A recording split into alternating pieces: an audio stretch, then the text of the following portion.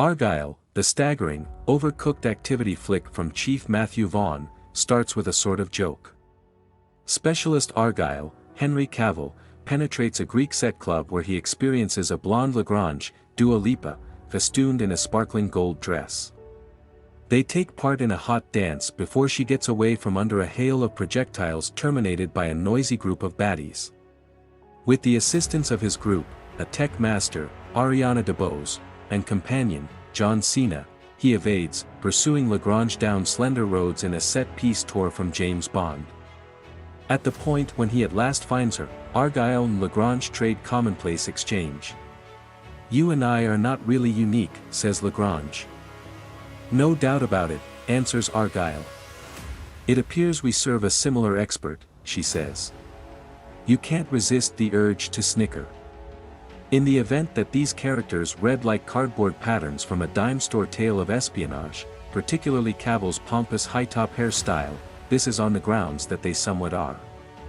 They're manifestations of writer Ellie Conway, Bryce Dallas Howard, whose by composing the fifth novel in her top-of-the-line Argylle series, Jason Fuchs' content holds a consistent speed as he fosters the parody, distressed by an inability to write. With her feline Alfie, Ellie sheets a train to see her mom, Catherine O'Hara. Ready, she meets Aiden, Sam Rockwell. The messy outsider isn't the swank Argylle, he's a trustworthy covert operative, somebody who can without much of a stretch mix out of spotlight. POV shots from Ellie's eyes lead to a clever altering, in the middle between flickers Rockwell's look turns into Cavill's face, mixing reality with fiction. Aiden is here to remove the anxious covert operative writer, professional killers sent by Chief Ritter, Bryan Cranston, the top of the secret organization called the Division, except she knows the whereabouts of a glimmer drive containing ordered material. For what reason would she say she is their objective? Unbeknownst to Ellie, the subtleties of her books match a few genuine missions that make one figure she may be secret. For some time, as Ellie and Aiden work to recuperate the drive, the slight plotting is sufficient. The film feels free and simple as it makes fun of warblers like Irreplaceable Asset, The Lost City, and The Long Kiss Goodnight, and the Bourne Establishment and Vaughn's own Kingsman series. In any case, Argylle forgets the zinger in lieu of attempting to turn into a prototypical covert operative flick. It falters as it endeavors to re-engineer the mechanics of better movies. Significant stars like Samuel L. Jackson, Richard E. Howard, and DeBose are setbacks from a clear content contribution than difficult jobs. Level lighting gives approach to barbed activity and choppy or altering, misleadingly supported by something like 3 ranting plays of the Beatles' recuperated track occasionally.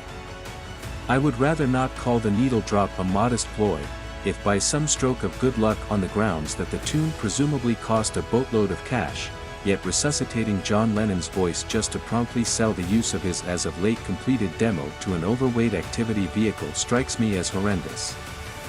All things considered, Argylle isn't without snapshots of delight. A game O'Hara does her best Marlena Dietrich a law observer for the indictment. Cranston likewise adds entertaining beats to a one-note character. Scenes including Alfie the feline would be more delightful on the off chance that the VFX around the feline wasn't harsh around the edges. It's unexpected, notwithstanding, that in a film prompted by Ellie composing a terrible last section, Vaughn battles to know where and how to end, there are a few helpful turns this survey won't unveil. However, do the trick to say, the more Vaughn attempts to make sense of, the less fun this turns into. The conflicting exchanging between variety photography to high contrast doesn't improve the situation. A goofy Rockwell, for a period, is playing his most fascinating person with regards to years until the film requests he become a heartfelt lead. Some way or another, as the history behind Ellie takes shape, Howard's exhibition loses force as well. The pair circle the story channel, never equipped for picking a course that adjusts the newly discovered reality of Argylle with the unimportance of its past demonstrations. Everything finishes in a major foyer set piece, intended to be peculiar and operatic, yet as a general rule, may be the dreariest activity scene resolved to film. Vaughn doesn't have the foggiest idea about how bodies travel through space, rather turning up his typical longing to twist battle movement into overextended plastic to temperamental levels. It's a disgrace. Argylle could be a whip-savvy spoof. It tragically appears to become weary of being the victim of the joke before it can convey the zinger. In any case, in endeavoring to abstain from turning into a gag, laboring to interface this film with the Kingsman establishment, Vaughn pervades his film with obscurity, making it just forgettable.